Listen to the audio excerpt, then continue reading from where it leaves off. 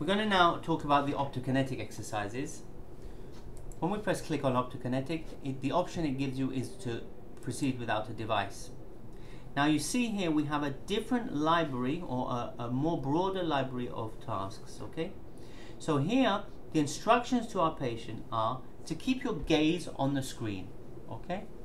But to do the head movements that's shown in the library. So here the head movement is to keep straight on. Here we have the head movement moving to the left and coming back into the center. Moving to the right, coming back into the center, and moving from right to left. And then we're going to now go on to the vertical movements. So from midline up, extension, flexion, or full range of the head movements. And here we have a lateral flex. So lateral flex to the left, lateral flex to the right, okay, and full range lateral flex. So the library is telling the client what head movements to do, okay.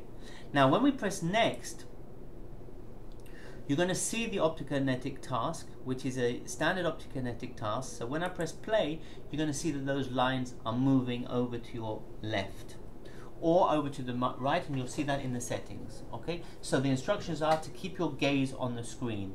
So I'm going to press stop, and I'm going to go over to the settings. Now the settings allows me to move those lines to the left or to move those lines to the right. And it allows me to change the stripe speed. So I'm going to increase the stripe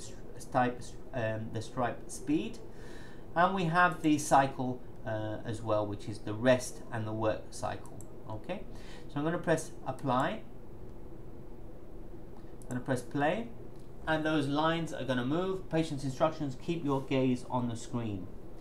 Okay, and then do the appropriate head movement. Now you can see again, if you go into instructions, you can now change the head movements here that you want the patient to do.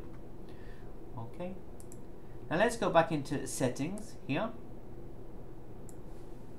So I'm going to go back into settings. Now we see that we have a moving target. We could add an on-off moving target. Okay, so what happens if I press apply and play? We have on top of that striped background, we have the moving target. But still it's the same instructions to the client, which is keep your gaze on the screen.